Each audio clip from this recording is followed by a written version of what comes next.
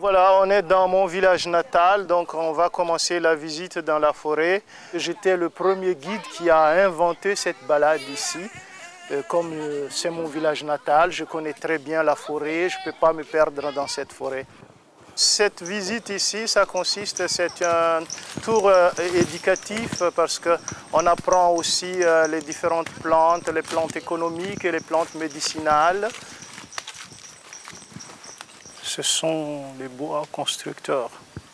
À cette taille-là, il peut avaler un gros lémurien ou une grosse poule ou un gros chat ou une civette. Les serpents sont plus malins que les lémuriens. Ils remuent la queue, alors les lémuriens sont en quelque sorte hypnotisés et la tête du pauvre arrive tout doucement, doucement et tchac, il s'enroule avec et tombe par terre.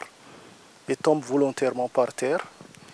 Il étrangle, et une fois la proie en question est morte, il commence à mettre des salives. Il avale le corps entier de l'animal. Venez, venez. C'est la maman et le bébé. Ce sont des nocturnes. Ces métiers, donc j'ai commencé depuis très longtemps. Ça fait presque 25 ans d'expérience maintenant. En Ocibé, quand on va dans la forêt, on ne peut jamais mourir de soif. Donc selon la démonstration que je viens de faire, donc vous savez pourquoi on appelle cet arbre arbre de voyageur.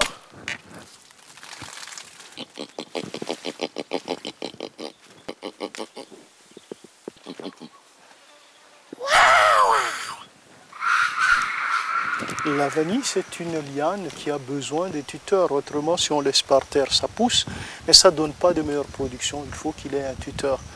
Ce sont des plantes épiphytes et famille des orchidées. Et la fécondation de vanille, ça se fait à la main. En effet, ce sont les tiges qui portent les fleurs qui deviendront des gousses de vanille si on arrive à traiter les fleurs.